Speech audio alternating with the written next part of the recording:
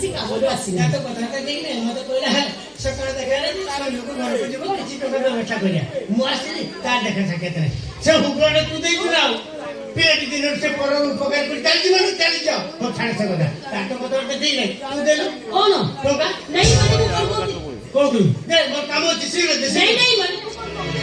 ଆପଣ ତ ଆମ ଘରର ପରିସ୍ଥିତି ବିଷୟ ସବୁ ଜାଣିଛନ୍ତି ଦିନକୁ ଯେତିକି ମଜୁରୀ ଆଣୁଛନ୍ତି ଘର ନିହାତି ଜିନିଷ କିଣିବା ପାଇଁ ନିଅଣ୍ଟ ହଉଛି ତେଣୁ ମୁଁ କଣ କହୁଥିଲି କି ଆପଣ ତ ଏତେ ଦିନ ଅପେକ୍ଷା କଲେ ଆଉ କିଛି ଦିନ କଥାଟା ଠିକ ଅଛି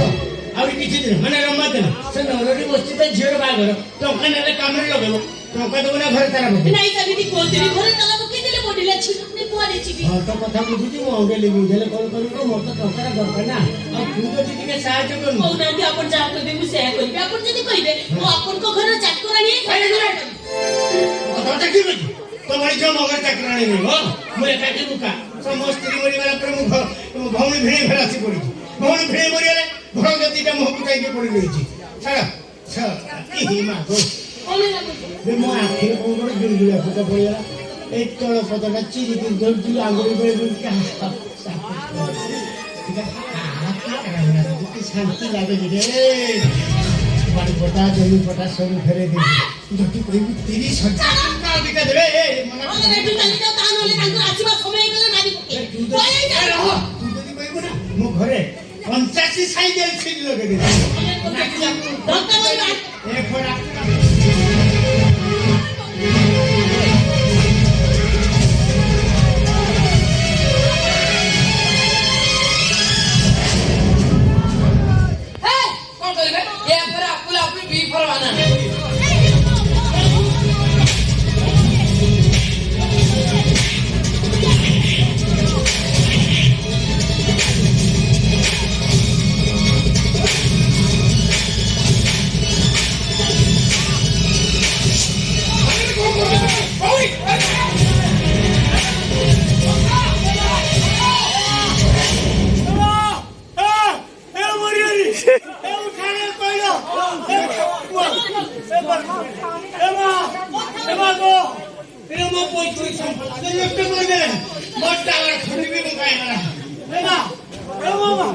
ভালো বর্ষা কଣ কলু তু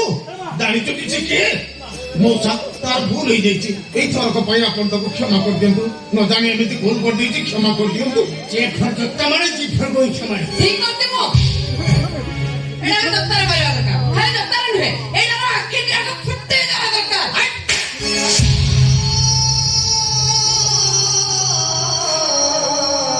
କଣ କଲ ତମେ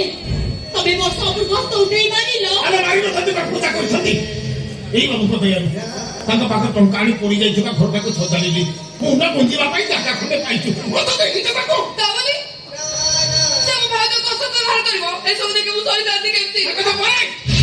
ମଉସାକୁ ଘର କରି ଭୁଲମା ଭୁଲମା ଭୁଲ ଲାଗିବ ନା ମୁଁ ମଉସାକୁ ଘର କରି ଶୋଇଯିବି ଖାଲି ଭଉଣୀକୁ କହି ଚାଲିଛୁ ଭଉଣୀକୁ ମାରି ଦେଇ ଚାଲିଛୁ ଘରେ ମାଇକୁ ସାଜା କାହିଁ ମାଇକୁ କିଛି କହିପାରୁଛୁ